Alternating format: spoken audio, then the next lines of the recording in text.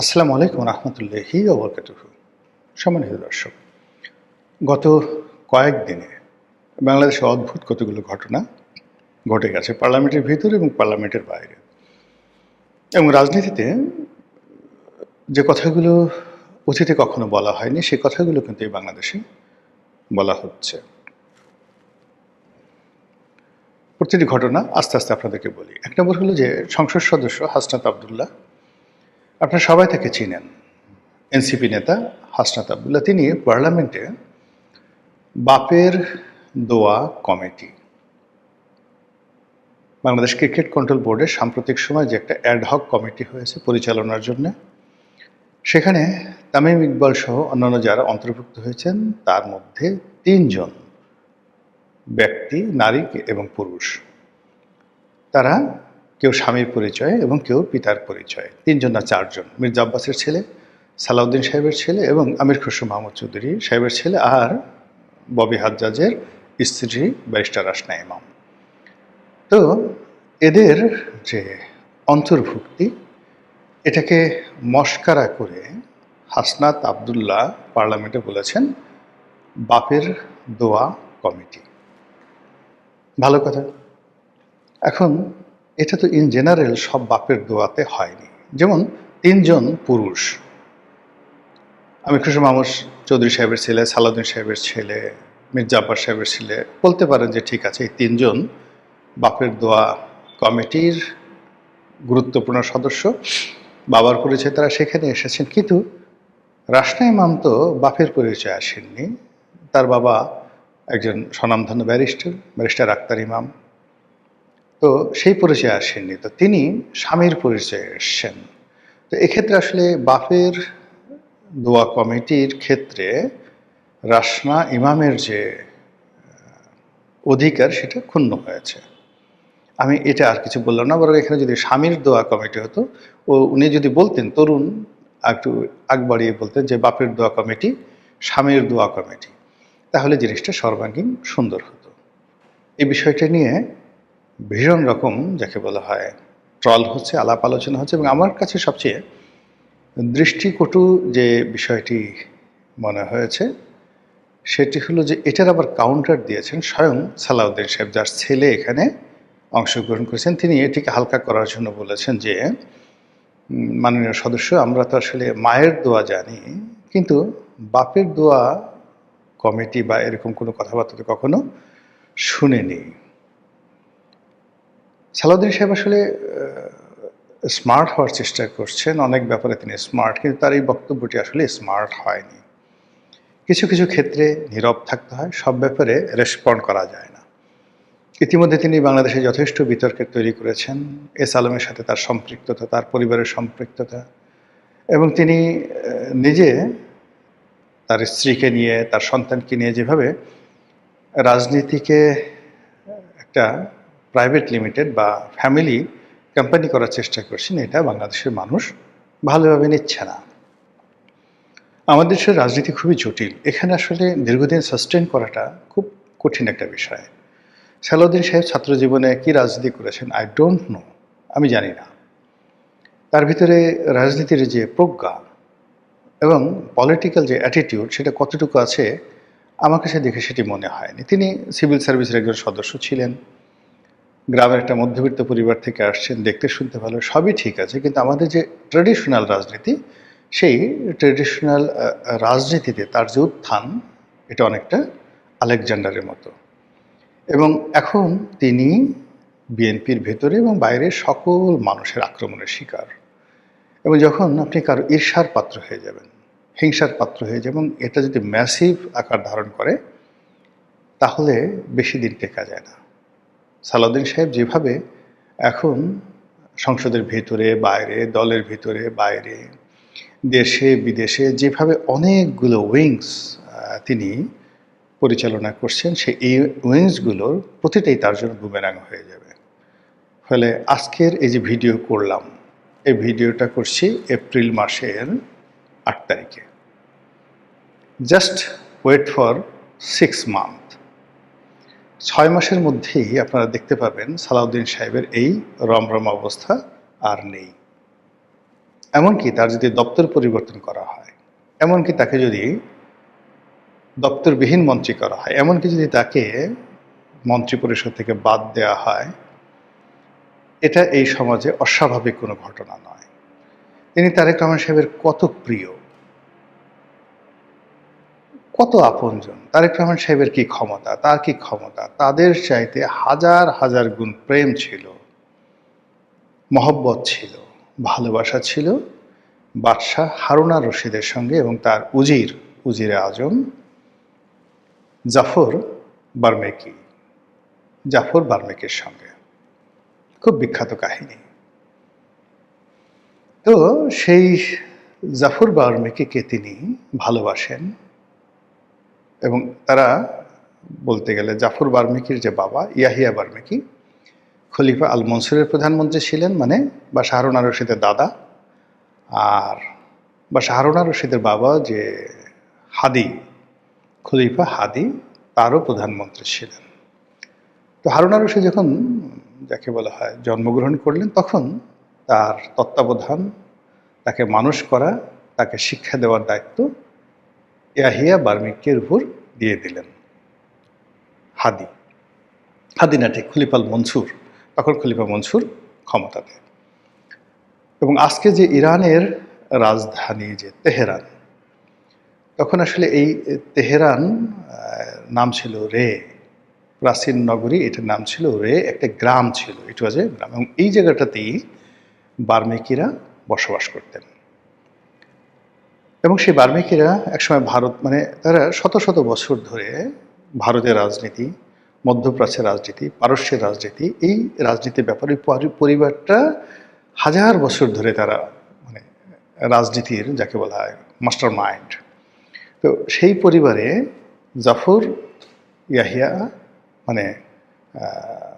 জাফর বার্মেকি আর বাদশাহ হারুন আর রশিদ তারা একই বয়সী ছিলেন, একই সঙ্গে বেড়ে উঠেছেন এবং একই মায়ের দুধ খেয়েছেন। তো বুঝেন সম্পর্কটা কোন পর্যায়ে। যখন হারুন আর রশিদ খলিফা হলেন, তার প্রধানমন্ত্রী হলো জাফর সাদেক, যাকে সবাই জাফর বার্মেকি বলতেন। তো প্রাণান্ত চেষ্টা করেন সম্রাটকে খুশি করার জন্য, খলিফাকে খুশি করার জন্য। খলিফা তার ব্যাপারে খুব খুশি এবং এই একটা সময় তার মনে হলো যে আমি পরীক্ষা করব আমার আমার প্রতি আসলে কতটা বিশ্বস্ত উজিরে আজম। তখন তিনি করলেন কি, তার আপন বোনকে বিয়ে দিলেন জাফর সাদেকের কাছে। বললেন যে বিয়ে দিলাম, তুমি তার সঙ্গে সেক্স করতে পারবে না, এবং এই কথা আমার বোনকে তুমি বলবে না। তোমাদের মধ্যে ঘর থাকবে, একসাথে ঘুমাবে, সব কিছু করবে, কিন্তু সেক্স করতে পারবে না। এবং এটা তুমি যে আমাকে ভালোবাসো আর আমি যে তোমাকে বিশ্বাস করি, এটা একটা প্রমাণ। তো বোঝার চেষ্টা করেন জাফর বার্মেকির উপর কি পরিমাণ মানসিক টর্চার। এবং একটা সময় তাদের মধ্যে সেক্স হয়ে গেল, বোন প্রেগন্যান্ট হয়ে গেল, বাদশা তাকে ধরে আনলেন, তুমি তো বিশ্বস্ত লোক নও। সঙ্গে সঙ্গে তার শিরচ্ছেদ করা হলো। অর্ধ দুনিয়ার মালিক বাদশাহ হারুন আর রশিদ, তার প্রধানমন্ত্রী। তো কাজী তারেক রহমান সাহেব এখন সালাউদ্দিন সাহেবকে যত বেশি ভালোবাসছেন, সেটা সেই জাফর সাদেকের চেয়ে বেশি নয়,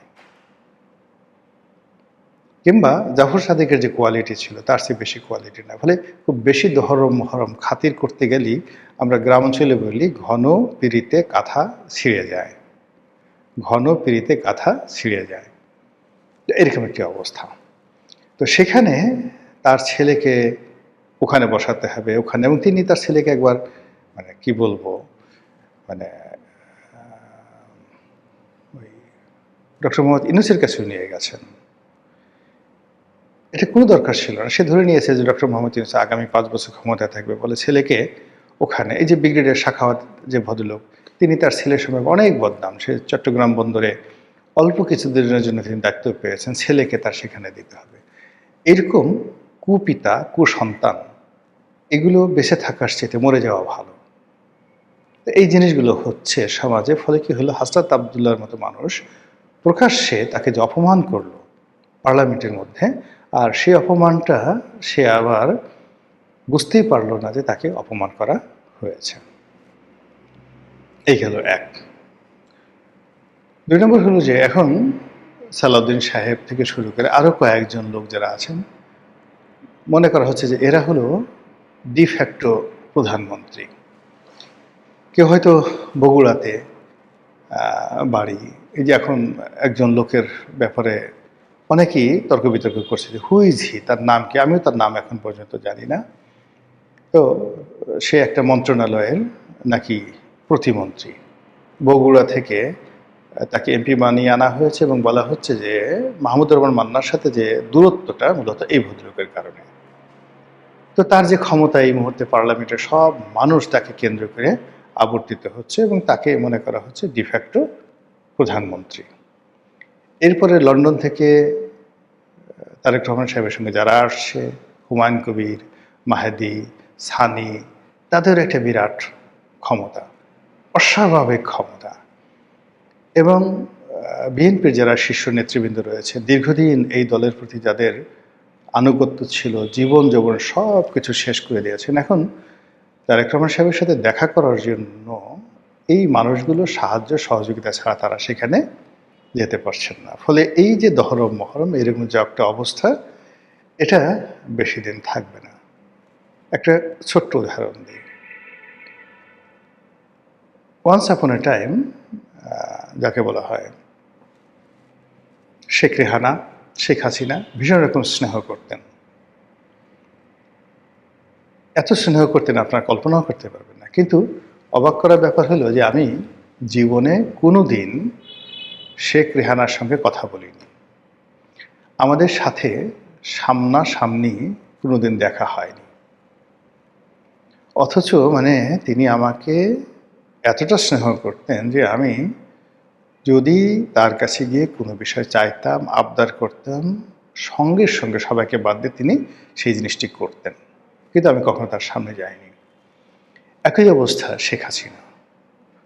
তিনি আমাকে অস্বাভাবিক স্নেহ করতেন, কিন্তু কখনো কোনো অবস্থাতে তিনি একবার দুইবার আমাকে ডেকেছেন, ডাকার বাইরে কখনো তার সামনে যাই নাই। এমনকি পার্লামেন্টে আপনি দেখেন যে একটা ভালো বক্তব্য দিলেন পার্থ। তো পার্থবাবু বক্তব্য দিয়ে বক্তব্য পর্যন্ত ঠিক ছিল, কিন্তু সে বক্তব্য দেওয়ার পরেই তার পার্সোনালিটি সে হারিয়ে ফেলে সে সঙ্গে সঙ্গে পাগলের মতো সে প্রধানমন্ত্রী তারেক রহমান সাহেবের সামনে গেল এবং সে চাইল যে তারেক রহমান সাহেব তাকে কিছু দেখ, তাকে প্রশংসা করুক।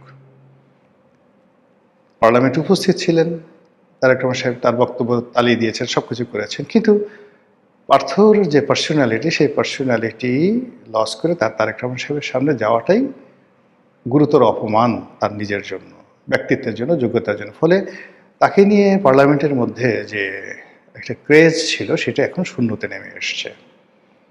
তিনি গিয়ে আবেগের বশবর্তী হয়ে প্রধানমন্ত্রীকে কুলাকুলি করলেন, প্রধানমন্ত্রী বিব্রত হলেন। তারপর সে দ্রুত প্রধানমন্ত্রী তাকে ধাক্কা দিয়ে সরিয়ে দিলেন। সে আবার তার সাথে কিছু একটা কথা বলার চেষ্টা করছিল, সময় কাটার চেষ্টা করছিল। প্রধানমন্ত্রী তার পিঠে মৃদু থাপ্পড় দিয়ে বোঝার চেষ্টা করলেন যে ডোন্ট ক্রস ইউর লিমিট। এই দৃশ্য আমরা দেখেছি, এর মধ্যে অনেক সাইকোলজিক্যাল ব্যাপার আছে। এখন ধরুন আমিও 5টা বছর পার্লামেন্টে ছিলাম। আমি যেদিন পার্লামেন্টের খুব একটা বক্তব্য ভাইরাল হয়ে আছে এখনো পর্যন্ত, জামাতের বিরুদ্ধে একটা বক্তব্য দিয়েছিলাম, না ওই দিন দিয়েছিলাম নারী নেতৃত্ব নিয়ে। নারী নেতৃত্ব নিয়ে একটা বক্তব্য দিয়েছিলাম এবং প্রধানমন্ত্রী শেখ হাসিনা পার্লামেন্টে উপস্থিত ছিলেন। এবং আমার সেই বক্তব্য শোনার পরে মানে শি ওয়াজ সারপ্রাইজড। এত আপনারা দেখতে পারেন যে এতটা সারপ্রাইজ ছিলেন, পাগলের মতো তিনি আমার দিকে তাকিয়েছিলেন। ওখানে টেবিল থাপড়ানোর মতো কিছু ছিল না। বক্তব্য এমন একটা বিষয় ছিল, আমি সেই হাজার বছরে সেই ক্লিওপেট্রা থেকে শুরু করে সেই যে বক্তব্য নারী নেতৃত্ব কিভাবে আসছে, কোরআন দিয়ে, হাদিস দিয়ে, ইজমা দিয়ে, কিয়াস দিয়ে এমনভাবে বলে গেছিলাম, হয়তো আল্লাহ আমার মুখ দিয়ে বের হয়ে গেছে। উনি মন্ত্রমুগ্ধের মতো মানে শুনছিলেন। কই আমি তো দৌড়ে তার সামনে যাইনি, কোনোদিন যাইনি। 5টা বছরে একদিনও মানে অধিবেশন শেষ হলে সবাই করতে কি দৌড়ে তার সামনে যেত সালাম দেওয়ার জন্য, লাইনে দাঁড়িয়ে থাকতো, যার সঙ্গে সালাম দিত। জীবনে একদিনের জন্য যায়নি। কিন্তু আমার প্রতি তো ওনার স্নেহ কখনো কমেনি, আকর্ষণ কখনো কমেনি। আর যারা এইভাবে দৌড়ে গেছে, দৌড়ে যাওয়ার ফলে কেউ মন্ত্রী হয়েছে, দৌড় দিয়ে কেউ অনেক কিছু হয়েছে, একমাত্র আবুল হোসেন সাহেব ছাড়া আর কারো ভাগ্যে এই ধরনের ঘটনা ঘটেনি। তো এইরকম আসলে কি হলো কি, যে ক্ষমতা কেন্দ্রিক যে দৌড়াদৌড়ি, ক্ষমতার জন্য ছুটোছুটি, বা আপনার কোনো যোগ্যতা নেই, কেবলই মাত্র অন্যের দয়া বা করুণার ফলে আপনি কিছু একটা পেলেন, তখন যিনি কর্তা মালিক, তিনি যখন চাইবেন তখন সেটা আপনার হাত থেকে ছিনিয়ে নেবেন। এভাবে কত মানুষ, অযোগ্য মানুষ মুহূর্তের মধ্যে রাজা হয়েছে, আবার জমিনে ফিরে এসেছে, মন্ত্রী হয়েছে, আমির হয়েছে, ওমরা হয়েছে। একই অবস্থা এই পার্লামেন্টে যাদের এমপি হওয়ার যোগ্যতা ছিল না, তারেক রহমানের দয়া হয়েছে, মন্ত্রী হওয়ার কোনো যোগ্যতা নাই, দয়া হয়েছে। এখন সেই দয়া হওয়ার কারণে তারা পাগলের মতো আচরণ করছেন প্রধানমন্ত্রীকে খুশি করার জন্য, কিংবা প্রধানমন্ত্রী তাকে দয়া করেছে, না জানি কি হয়ে গেছি সে দাপট দেখানোর জন্য অসংখ্য শত্রু তৈরি করে ফেলেছেন। আর এই যে শত্রুতার ফলে কি হলো, তাদের এই পদ পদবি থাকবে না। আর আমার যে ব্যক্তিগত অভিজ্ঞতা, দেখুন,